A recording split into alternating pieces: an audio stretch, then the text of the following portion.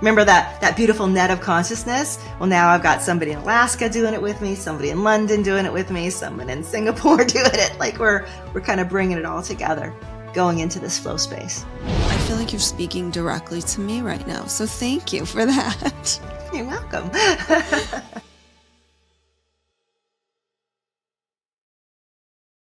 Hi, I'm Dr. Amy Robbins, and welcome to Life, Death, and the Space Between. I just recorded a wonderful interview last week. I was on this guest podcast, Summer McStravick, who is here today with me. Her podcast is called Flowdreaming, and she's here today to talk with me about flow dreaming, but also a bunch of other good, juicy stuff. Summer is a personal growth coach, an author, a podcaster, the creator of Flow Dreaming, which is an energy technique for manifesting, healing, and growing, and super interesting to me because I haven't really dug into manifesting on the show. So we're going to talk a bit about that today. Welcome, Summer. Thank you, Amy. Love being here and seeing you again. Yeah, great seeing you too. We had such a great conversation just last week, so I'm excited to turn the tables on you today. So first of all, tell us a little bit about your background in spirituality, because it's really interesting, and you come through one of the most spiritual places that most people know, sort of in the Western world. So tell us about that. Yeah. It's a strange, windy road. My spiritual background. My family has been like me for generations. So I come from a kind of legacy of, way back in the day doing astrology in the middle American plains to the automatic writing of the 1940s all the way up till today, where I do my work. So, of course, the first thing I wanted to do was not be that, because who wants to be their parents? My goal was to go to a good school, get a great degree, and go into publishing and do anything but be in this realm. Well, you know how things work, right? Yeah, this realm doesn't let you not be in it if you're meant to be in it. Exactly. The very first publishing job I get happens to be with the only publisher in my town, which was Hay House Publishing. And people remember that as Louise Hay's publishing company. From there, again, a lot of beautiful so-called coincidences and serendipities brought me into a role where I was able to produce and create hundreds of audiobooks and webinars, brought the first really Mind, Body, Spirit podcast to light back in 2005 as their head of new media.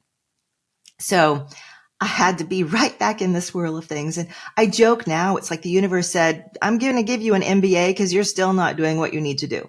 So we're going to train you up, not just in how to communicate, but how to get comfortable in that communication and own that communication. And so you're going to be learning from this master and this teacher and that luminary and that thought leader. And lo and behold, after about 10 years of that, the universe said, and now you're done. Go on, do your thing. Your flow dreaming has taken off. Move into it. So I had to really, go deep and accept this is my calling in my life. And not that I'm saying I regret it. I absolutely love it. And I'm grateful. It just wasn't where I thought I was going to end up. Mm-hmm. So, yeah, I'm really curious, being someone who has been exposed to so many spiritual thought leaders. Yeah. Where do you go from there to differentiate?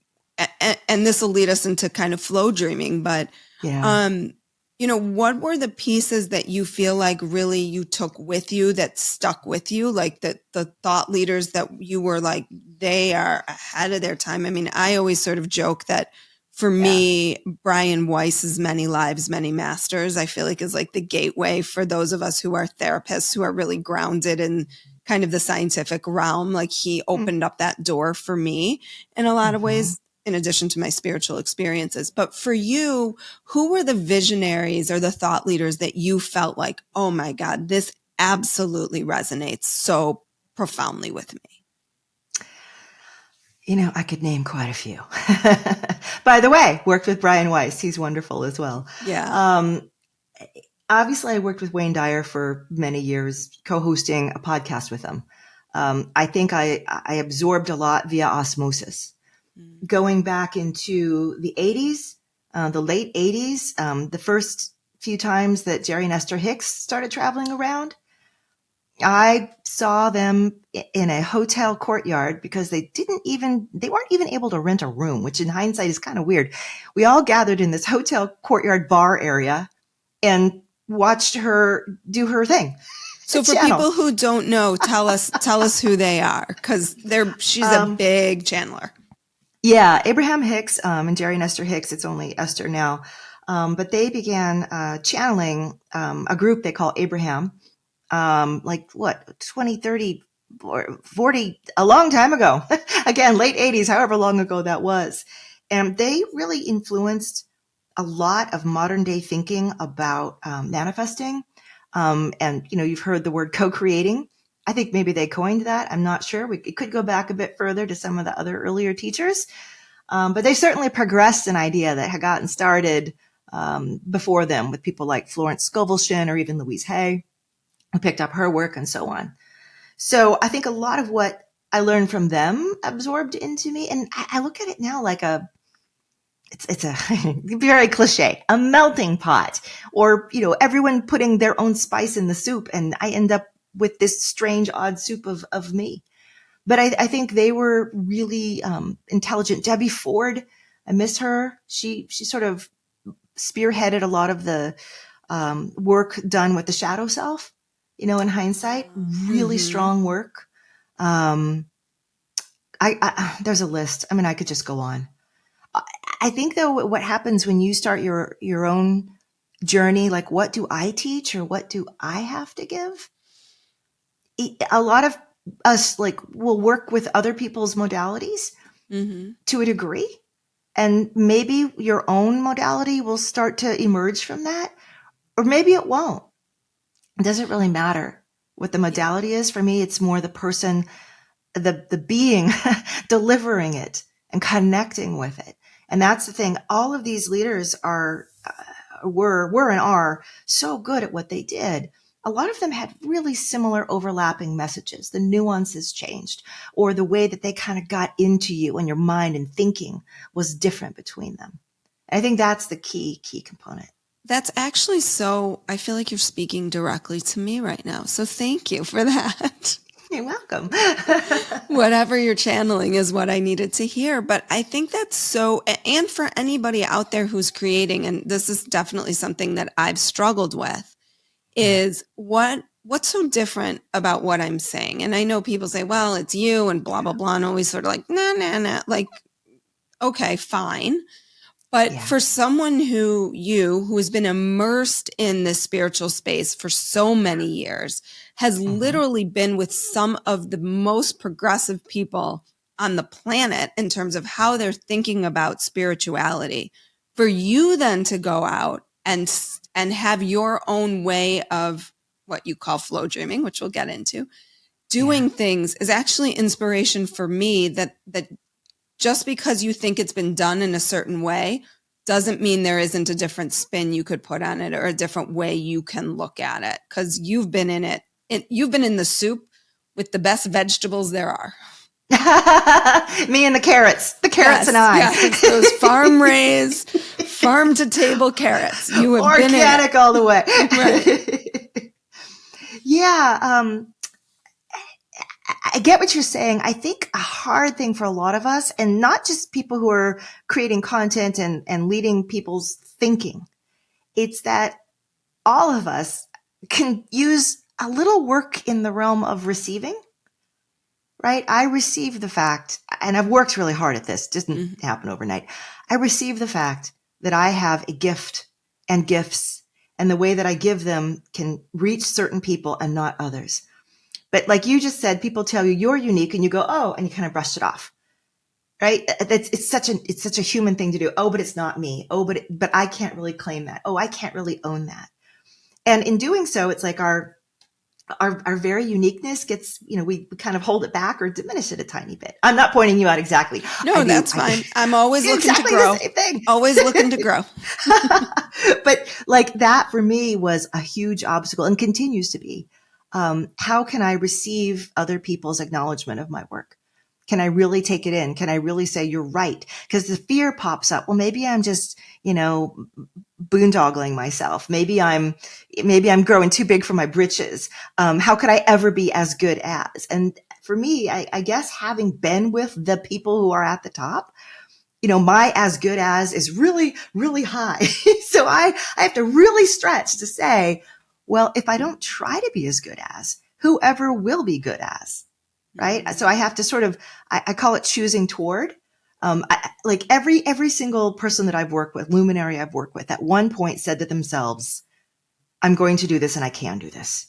They had to like claim it completely. They didn't just kind of float along, not really owning what they were giving. So you have to push through, and I guess it's our fear of being egotistical or whatever it may be. But once you start working with that and just kind of release and let go into it, I don't know, it gets easier. And then you're able to really share more. Yeah. And I think also thinking like, what am I going to bring to the table that hasn't already been said? Yeah. That again, it's how you say it. Right. It's how you say it. Right. Because I'm a totally unique individual. There's nobody in the galaxy like me.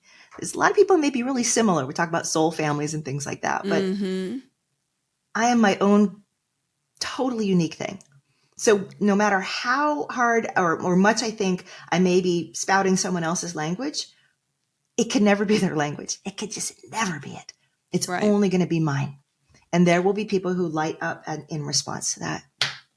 So let's talk about flow dreaming, because this is great. I don't talk about manifesting on the show very often. I don't know if I've ever talked about it now that I'm thinking in almost 5 years. So I'm excited to dig into this.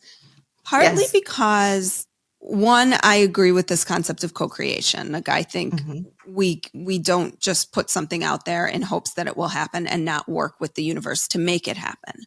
But one, I want my listeners to understand a bit about flow dreaming and how it works. And then I'll keep asking questions from there. But if we could start there, as what is flow dreaming? What is flow? You bet. Okay, so kind of like you, I'm a mix of really practical and sciencey as well as spiritually. And getting these two groups to come together, sometimes it's a gorgeous and beautiful mix, and sometimes they're fighting like cats and dogs. In my own heart, I began this journey of, like I said, I come from an intuitive family, a family of mediums, and my early inclination was to just run away. So when I came back in, and I'm like, what am I doing? Because no matter what, I was still practicing. It's just, in my blood, in my bones. If I wanted something, I would go into my space and I'd say, this is happening. We're making this. This will be in my life. And gradually, there's a whole story behind it. I learned that what I was doing was a kind of energetic programming. Today, I call it blueprinting. Like if you build a house, right, you have to have blueprints for that house. Otherwise, all the construction people are God knows what they're going to build. It's going to look a crazy looking sprawling thing with 18 bathrooms and no bedrooms. And most of us go through life just building a physical house. We just bring the materials. We get the job and we get the house and we do all the physical stuff. But the planning is relegated to once a year New Year's goals or vague longings. There's no actual energetic planning. So I started with this concept that you've got a physical and you've got a non-physical. And the way science has gone, we know more and more about non-physical. It used to be all religious-y, and then it was spirituality and woo-woo-y, and now it's becoming more and more a science unto itself. So I began looking, what am I doing? Like when I'm doing this, what's really going on? This form of manifesting that I call flow dreaming. So my earliest work was I interviewed a bunch of physicists. So I spoke with Dean Radin and Ahmet Ghazwani, Fred Alan Wolf. Sometimes they're called holist physicists. This was, 15, 20 years ago, at least 15 years ago now. So again, I want to just stop you. So for people who don't know, Dean Radin is the head of the Institute for Noetic Sciences. He's still there, right? I think. I don't know. I I think don't he know. It's been still a is. long time since we spoke. And Mm-hmm. Amit Gaswani, I actually had him on the show a while ago. He's Yep. a quantum physicist. Does Quantum he do physicist, quantum yes. Mm-hmm. physics? And then the third one, Fred Wolf, I don't know. Yeah, he's what you'd call a holist, HOLIST, which they're looking at the universe in terms of the holographic universe concept, for instance. Okay. I mean, he's probably done a lot more since then. Don't that quote his me on book? this, Fred. I'm sorry. Was his book called The Holographic Universe? Was that his? That was either his or someone else's. But I read Okay. that one too. It's Okay. in a bookcase around here somewhere. I know, that's like me. Mine are all turned around now, so I can never find the ones that I want for aesthetic purposes. But I'm like, wait, where's that book? Yeah. At one time I tried to alphabetize everything because I am a Virgo, but it eventually just collapsed into just me throwing a book back on the shelf again. Right. Then you're always moving things down and refiling by subject and stuff, right. etc. Anyway, so I did a lot of research to figure out, is what I'm doing, does it have a basis in anything? Like, where is my consciousness? Is it really just trapped in my head? And once I really clicked with that concept that no, it's not just trapped in my head. Like, it's not just firing the neurons between, my cells. If it's really elsewhere and out there, it's got to be busy. It's got to be doing something. It's got to be connected to something. And I'm the kind of person who loves to look for patterns in everything. I like to look at natural patterns and see them over and over in multiple forms. If I think about my consciousness as the World Wide Web, you can kind of see how we humans replicate things that we are. Right now we're making AI, which again is a kind of, collective consciousness. We just keep creating things that, where does that idea? Did we make that up all by ourselves with no other template in the universe? No, we're just mimicking something that we ourselves are. It's interesting though that we can create things downward from ourselves more than we can figure out what the bigger thing is that we're all interconnected with, right? I know these are some big thoughts I'm throwing out, but no, I'm still back at, we can create things that we are. Yes. And this notion of how we then can create our realities around that. Exactly. So I started working in this idea that there's the physical work and the non-physical work. The non-physical work is me saying energetically, I am going to create something. I'm going to tap in. I'm going to be in this expanded consciousness. And I do that through a technique that I call Flowdreaming. So over the years, Flowdreaming was a simple technique that began to sort of blossom into more like a philosophy. I always say it's like yoga. We all go and we do the stretches and it's all great at the gym, but real yoga is it's a world of thinking. I actually just got off. The interview will probably air before ours, but which is why I'm in the same outfit if you're watching on YouTube, because I just got off that recording and forgot to change. An interview about exactly that yoga is actually not exercise. Yoga is a spiritual 4-part practice. Exactly. So gosh, so what intuitive. What you could say right now is that you and I are in a kind of entrainment, right? What is entrainment? That's the fancy science word for it, but it's manifesting. Whenever you're entrained with something, you are now in alignment with it. And alignment is the spiritual word we use for it. Entrainment would be more like the sciencey word that we use for it. Okay. Same thing though, depending on which side of the garden you're sitting in, the sciences or the spiritualies. I'm sitting right in the middle of the garden, talking to them both. We're trying with to. Me. We're in the middle of the garden together. With you, sniffing the flowers. Right. So I began really focusing on how do I communicate in this space that I'm going to. So for me, moving out into this space was exploratory at first. And again, I researched, of course, Dr. Mihai Csikszentmihalyi. Pardon me for butchering the name one more time, but he's sometimes called the father of positive psychology, right? He coined the flow concept. Okay. But he limited it to the science realm. You're in flow when your brain is entrained with whatever you're doing to such a degree that you lose track of where you are, time and space. You reach a kind of optimum potential, which is great. Called the flow state. People are like, when are you in the flow state? How do you get to the flow state? Yeah, totally. So what happens if we take the flow state and we say, I want to get into flow state in a more spiritual sense. I want to open into the non-physical in flow state. And it sounds harder than it actually is to do. I began researching, how do I get there? What am I doing to get there? And I realized, oddly enough, I was daydreaming into the flow state. Now, most people drop into flow completely randomly. Like it just happens to them. I like to switch things around in the world and say, okay, the world happens to me a lot, but I'm also happening to the world constantly. And we all forget that.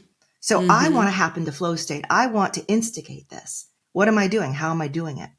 And for me, daydreaming, as opposed to meditation, interestingly enough, but daydreaming, because my mind is very yacky and talky. And when I tell it to meditate, it just fights me like a dog on a leash all the time, just like year after year. So eventually I said, look, fine, just go on, imagine I things. surrender. I surrender. I surrender to you. I surrender.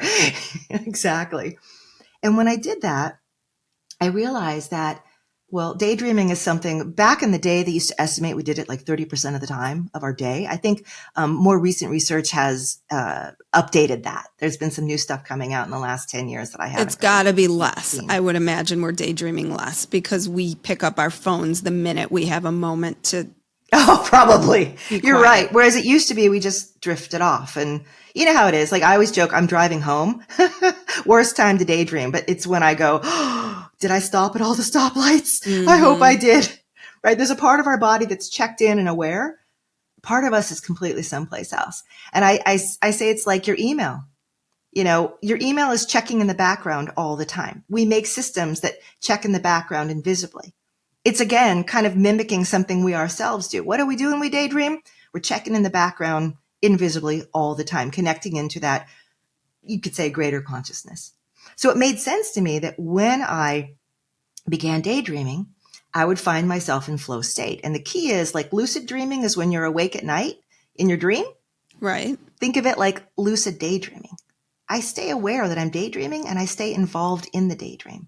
I'm leading it and guiding it instead of letting it sweep through me and make me lose my focus. Does it make sense?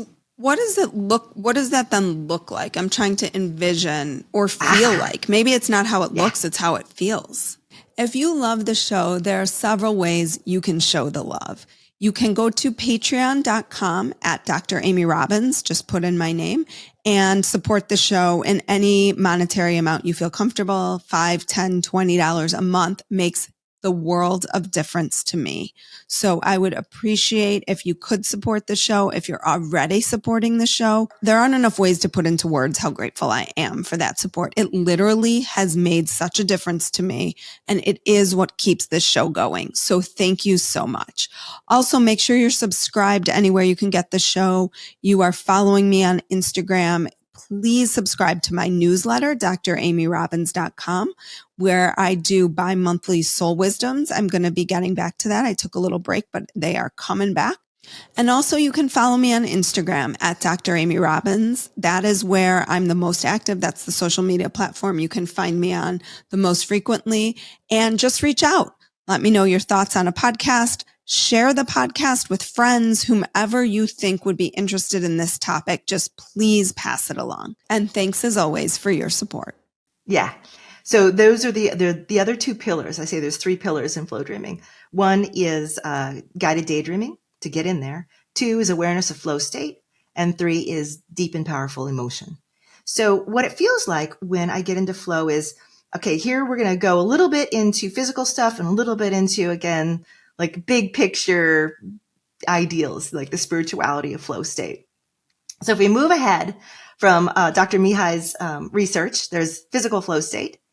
If I can do physical flow state, I can also be in non-physical flow state, right? I can be in a pure state of complete lack of resistance, a pure state of ease.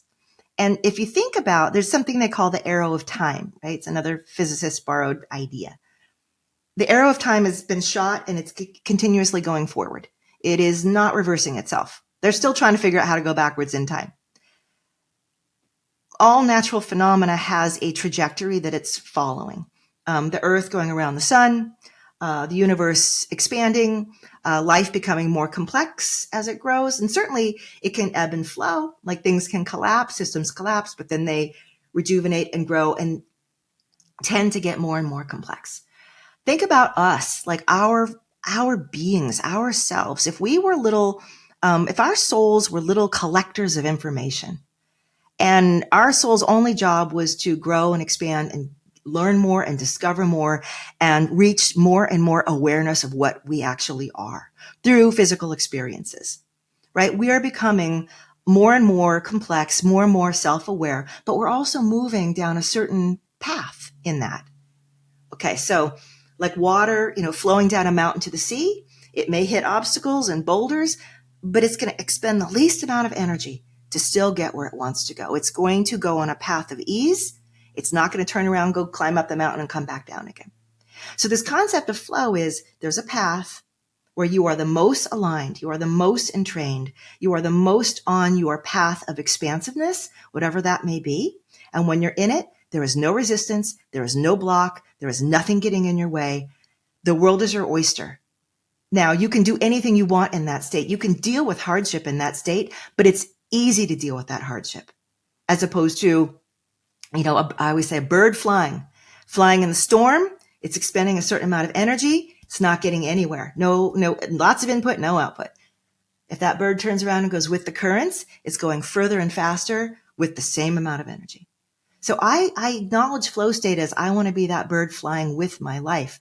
What does that feel like? And that's the third pillar. I'm sorry, I know I'm going on, but I'm trying to stuff it all in one. No. I'm trying to, when my guests talk, I'm always trying to think about, okay, how does this look in everyday life? So keep going. Yeah.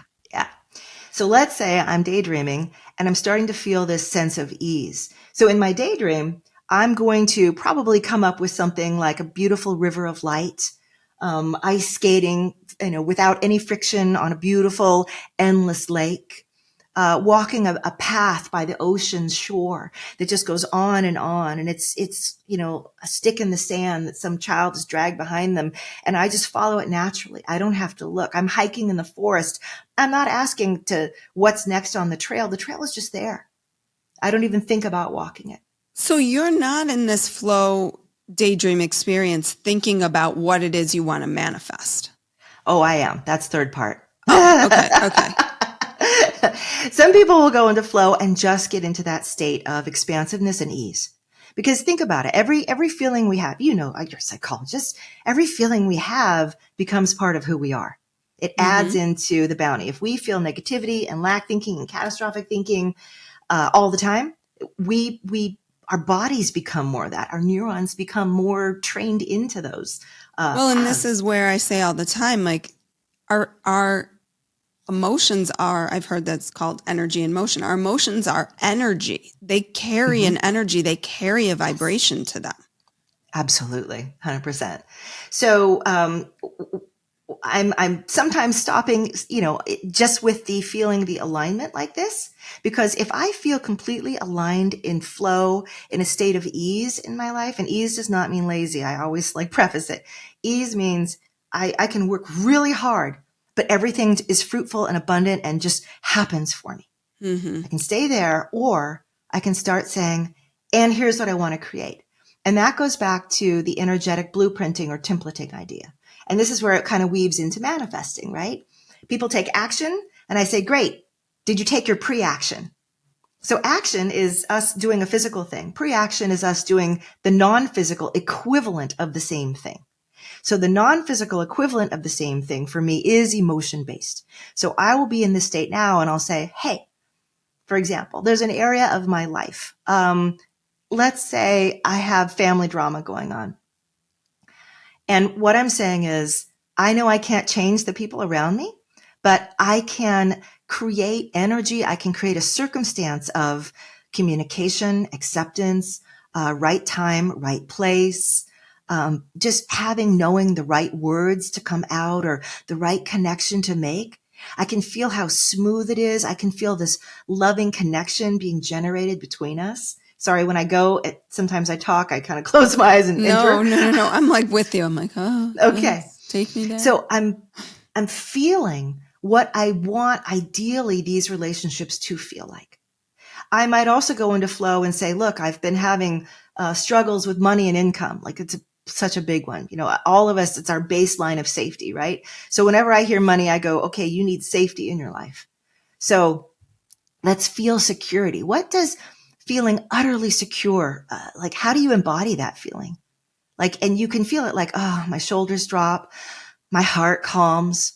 And I'm like, it's a long-term sense of security, right? There's no more insecurity around this. You have all that you need. You have an overflow. You have a constant fountain of overflow. Life just gives and gives and gives and gives. It's a shoreline where the ocean is just washing up presents, and you just walk along and you just scoop them all up over and over again. Life is gifting you everything. Can you feel that? So I had to use words and imagery, but because I'm talking. Otherwise, I just close my eyes and feel it. You wouldn't know what I was doing. But I'm trying to evoke emotion with that. Now, when I'm evoking emotion, I'm communicating. I'm communicating in the highest possible way that I know with everything. So. And what happens if someone, as you're doing that, if you're working with them or whatnot, comes upon resistance? I'm not, let's say, using the example you just had. Yeah. I'm not feeling deserving of that. Yeah.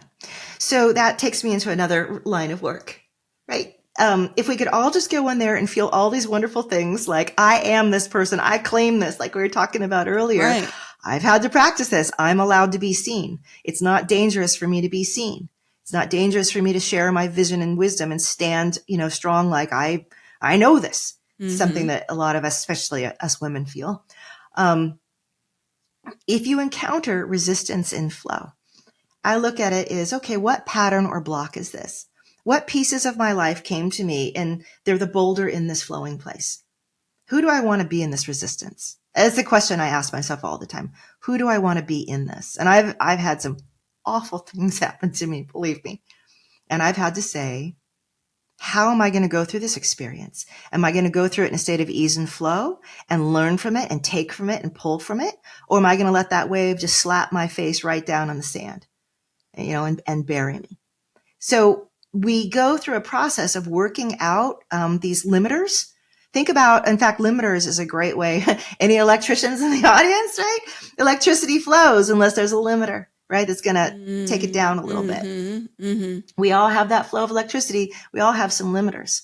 So I'm going to look at that limiter and say, okay, you're keeping me at a certain level. Sometimes I call these ceilings in my work.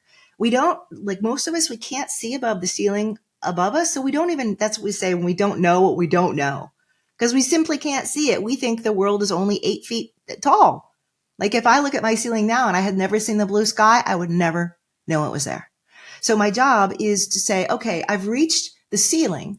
And like, think about Alice in Wonderland. She takes the potion and she grows and her head cricks over and it's very uncomfortable. Usually when we hit that resistance, that pattern, we've grown in such a space that we no longer fit. And usually the indication of that is a negative emotion or a negative incident in our life. And what it's saying is, you got to go past the ceiling. You don't fit here anymore. And then we eventually are able to move through it, right? If we do the work. And then you look up and you go, wow, there's a lot more there than I ever realized. Now I can grow into that space. And that's how we move through life, kind of ever growing. People call it growing your capacity. Like, it's such a coachy thing to say, right? But it means that you're able to actually see bigger spaces and then move into those spaces, accept them. So that's kind of like, in a nutshell, how I handle resistance. I use it as a tutor that tells me, congratulations, you just graduated 3rd grade, right? That's what resistance is telling me. Now what? So I take it very differently, I think, than other people do. Yeah. So how does it differ then? It does feel in some ways like you differentiate it from meditation because you say you can't meditate. But I do think that there are qualities of it that feel very meditative to me. Yes, there are. It feels a little bit like creative visualization, a little bit like affirmations, a little bit like you said, meditation. For me, the key difference is that I am being very active and present in this energy technique. If I can sustain a really strong and gorgeous set of emotions for 3 to 5 minutes, I have done fabulous. I mean, anybody listening, you can try it right now. Try to feel an emotion on demand. Right now, I want you to feel absolute joy. Just go into straight, pure, tear streaming, utter joy. If you haven't practiced it or been speaking the language of emotion for a while, it can feel really hard to do because you're reaching for something to attach it to. Yeah. Mm-hmm. So when you said that, I had to go to an image of a time where I knew I felt joyful. Yes, exactly. So a lot of times we're looking for something to attach it to. Well, I have to feel joyful about this thing or that thing. Or in your case, you were using a past incident as a reference point, which is actually a good thing. I like that. do more of that. Okay. But where we get into trouble is we say, I don't have a reason to feel joy. This brings me into the world of what I call power leaks. All this language. Power leaks are where we're waiting for the outside world to give us permission to feel the way we want to feel. We're waiting for our husband to say, I will do chores around the house. You can stop being so angry. We're waiting for our boss to say, you get more money and a promotion. Now I can feel that I'm worthy and satisfied at work. When we're waiting always for the outside world to give us permission to feel the way we want to feel, we've essentially given all of our inner power to things outside of us and said, if you do this, then I can feel that. And I like to flip that scenario completely. And again, this is like a key concept of manifesting, right? Oh yeah, I am worthy. I am promotable. I am lovable. I have people who help me. And I'm stating it like affirmations again, but right, which is straight out of Louise Hay. Exactly. I have all of this and I embody it and I feel it and I am this. Now I'm challenging life around me. If it can go in that direction, it can go the opposite too, right? Everything can go in two directions. Resistance and flow, for instance, up and down, light and dark. If I'm waiting for the world to give me permission to feel feelings and then I get to react to that, how about if I feel the feelings and let the world react to me? Great. Rearrange things. It has to rearrange things. It's a mirror. It's like I see the world as like a bunch of mirrors around us. It's all mirroring here.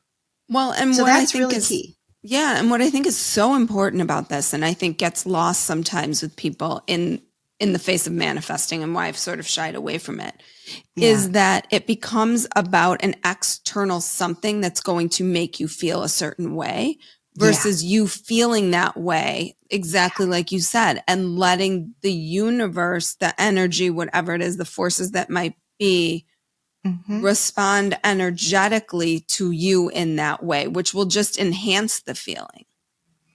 100%. Because we've all been down that road at some point of, if I just get this thing, I'll feel this way. We get the thing, it lasts about a day or 6 months, and then we go on to the next thing to get us to feel that way. So we just clamber through life trying to get all these things to make us feel certain ways. And then eventually we say, what am I doing? I'm exhausted and I still don't feel the way I want to feel. And that's when many of us turn to our spiritual traditions, our personal growth, and we say, this is not the way. There's got to be a different way. So I'm like, great, you learned the one way, flip it. Now let's learn the other way. Everybody knows the action part of life. Not so many people know the pre-action part of life. I want to go back to emotion again, though, one more time, because to answer the question of how is it different than meditation, when I'm feeling deeply emotional, I recognize emotion as kind of the language of this world. If I look at my dog, I know how he's feeling. He can't speak English. If I travel someplace and I look in someone's eyes, I probably know how they're feeling. Emotion connects like instantly. Words are completely unnecessary. It's a true universal language. And some people would even extend that to, when you talk to your houseplants, right? That's you're emotionally, you can talk. They don't know English or whatever language, but there's an energy, there's an emotional communication that's flowing. So when I'm going in and I'm using my emotion, to me, that's the biggest, Batman beacon I can put up in the sky. This is who I truly am. All events in my life should lead me to feel these emotional endpoints. So emotional endpoints for me, and like you said, it's not give me a car, give me a boyfriend or whatever. What is a car going to make me feel? I don't care if it's a car then that comes into my life or an RV or someone's houseboat. If my feeling is I need a gorgeous, reliable sense of transport where I feel absolutely like I can always be where I need to be. I am always able to be. There's a satisfaction in that. There's a sense of competency, of security. So I'm saying I'm feeling those feelings in this area of my life. You figure out what's going to fit that best. Mm-hmm. And so then you're emotional not endpoints are what I go restricting it, for. No. right? I think that's the other thing that I often worry about with people manifesting is don't restrict how you're thinking about abundance, perhaps, right? Like, I think that that's one where people are like, I need more money. It's like, well, that might show up for you in the form of a sale for something you wanted. Yeah. But it's not cash dollars, but how it shows up can be very different.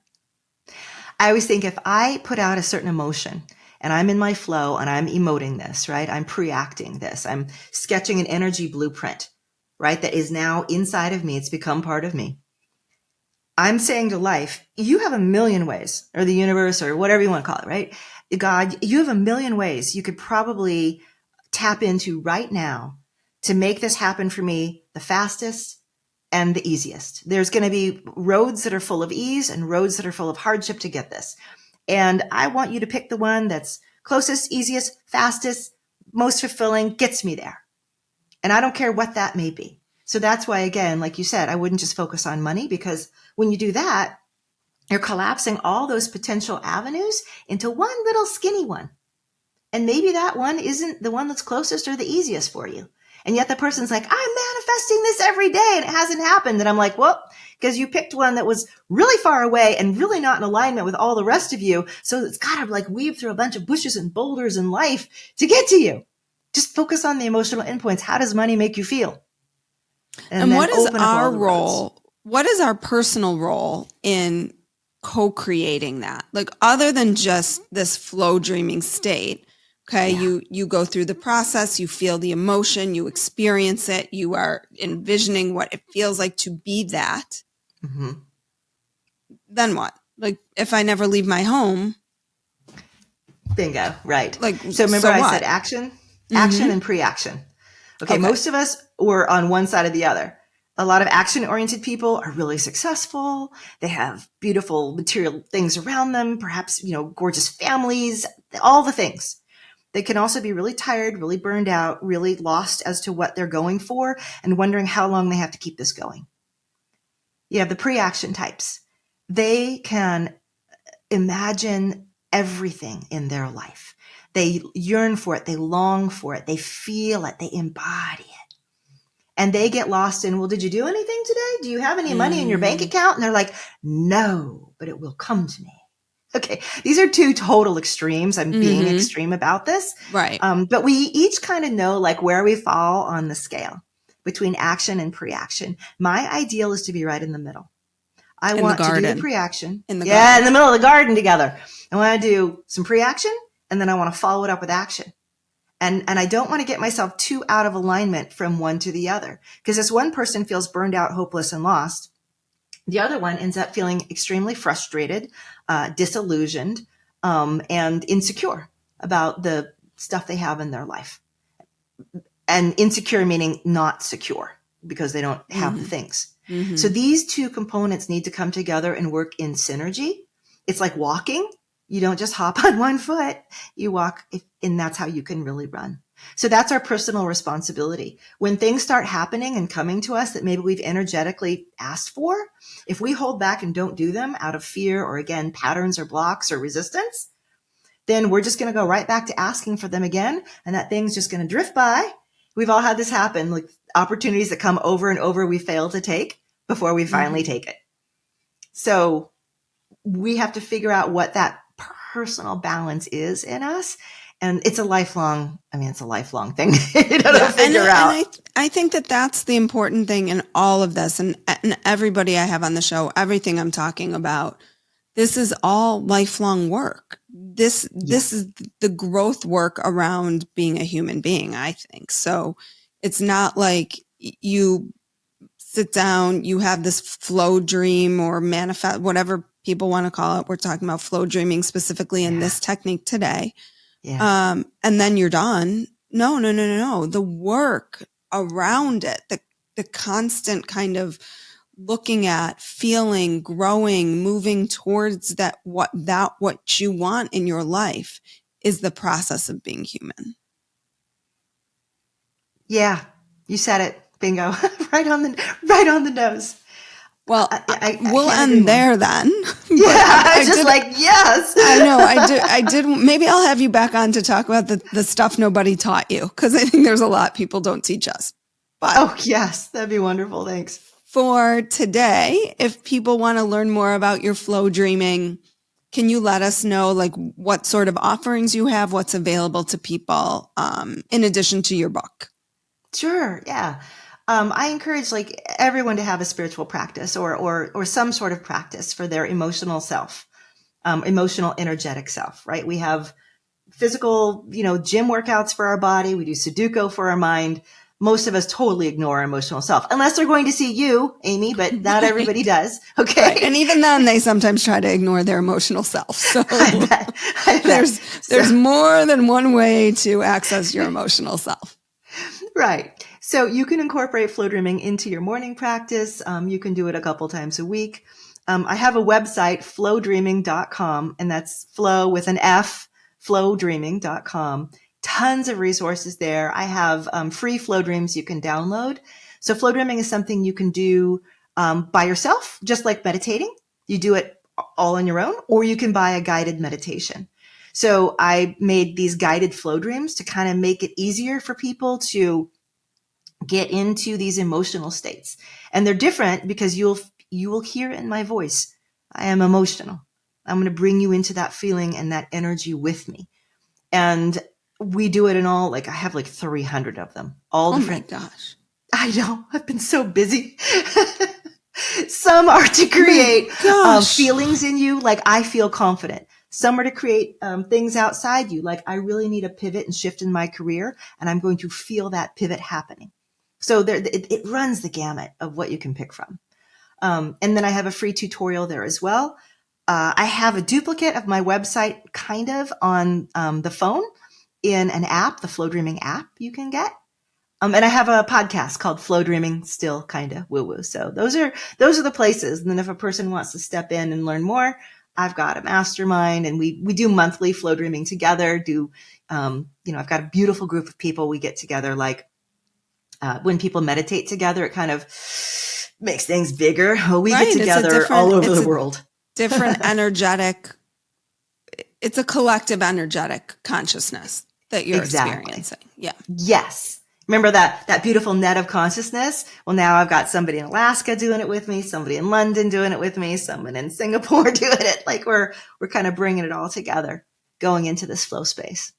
It's pretty cool. Well, Summer, thank you so much. Thank you for having me on your podcast. Thank you for coming on my podcast. This was just lovely to share this space energetically with you. So thank you so much for what you've brought to this world and in so many ways through the Hay House Radio, and through your own amazing work around really helping people live more full, meaningful, amazing, as you say, lives. So thank you so much. Oh, thank you, Amy. You had some beautiful directions to your questions and inquiry. I just could have gone on for hours. I know. I felt that too. I was like, oh my gosh, we've already been 45 minutes. Wow. I love your thinking. So I'd love to talk with you anytime. Okay. We'll have to do it again about your other book. Awesome. Thank you. Take care. Like what you heard today and want to hear more? Wondering what comes next and what it all means? Head over to Apple Podcast, Spotify, Stitcher, Google Play, or anywhere you get your podcasts and hit subscribe. Also, if you could take a minute to rate and review my podcast, I would really appreciate it. Stay tuned as we continue to explore life, death, and the space between.